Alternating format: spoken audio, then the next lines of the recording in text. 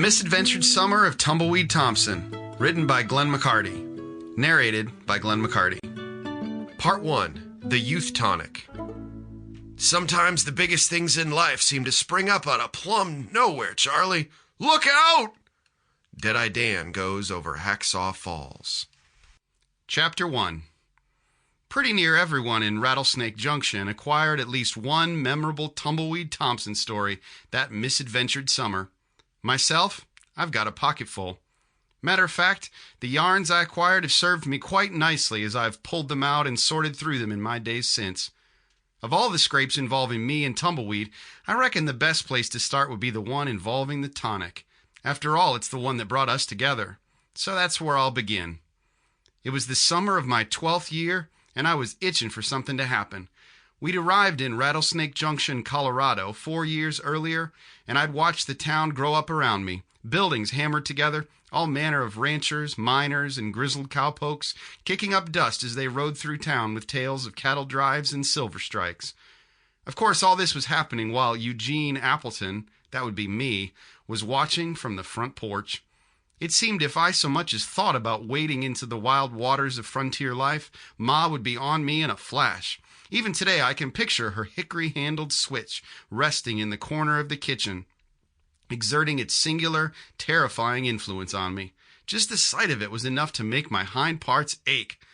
All the daring-do I'd experienced to that point was courtesy of Deadeye Dan, frontier marshal and crackerjack marksman, the hero of a whole set of dime novels to which I was keenly devoted. Contrasted with Deadeye Dan's exploits, my real life was as dry as a gulch. Now, before I wander too deep into my own story, I reckon I should orient you a bit. Rattlesnake Junction, my own little corner of God's green earth, sprang nearly whole out of the earth in one leap, like so many frontier establishments, on account of the mining industry. In our case, it was silver. The way I heard tell, about 20 years back or so, a drifter named Jim J. Johnson came wandering down out of the Rocky Mountain foothills, fell asleep under the stars with nothing but a rock for his pillow and his grizzled gray beard for a blanket, and woke up to discover the boulder he'd been sleeping on was the biggest chunk of silver you ever did see. Jim J. jumped, Jim J. hollered, and then Jim J. got rich. Turns out it's hard to keep a thing like that a secret. Soon a whole slew of people started poking around for their own silver claim, setting up shotgun shacks and tussling over territory. There were scrapes and the usual disagreements, but eventually enough of them had settled down into a life here that they figured they ought to name their little town. Wouldn't you know it, old Jim J. Johnson himself provided the name in his last act as a living soul. One Sunday morning, a few years after his first silver strike, he was a-wandering about a mile outside of town when he felt himself growing weary. He lay down next to a creek that ran in a northwesterly direction. Again, only a rock for his pillow and his fine prospector's beard for a blanket.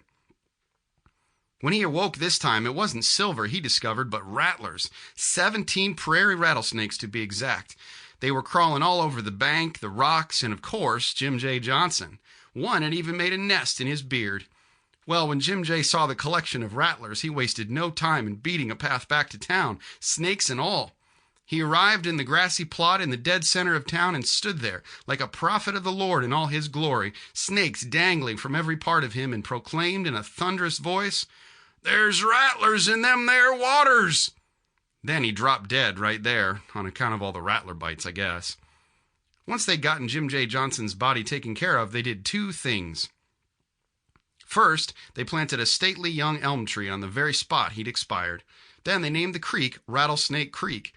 It didn't take long for the name Rattlesnake Junction to stick on account of how the creek intersects the San Pedro River just outside of town. We've got pretty much everything any frontier town would have, including a church, Mount Carmel Church, pastored by Elijah Appleton, my pa. And now, having gotten the background details taken care of, I suppose I can return to the spot where my story and Rattlesnake Junction's story intersect. It was early June, easily the most stifling Saturday afternoon of the young summer.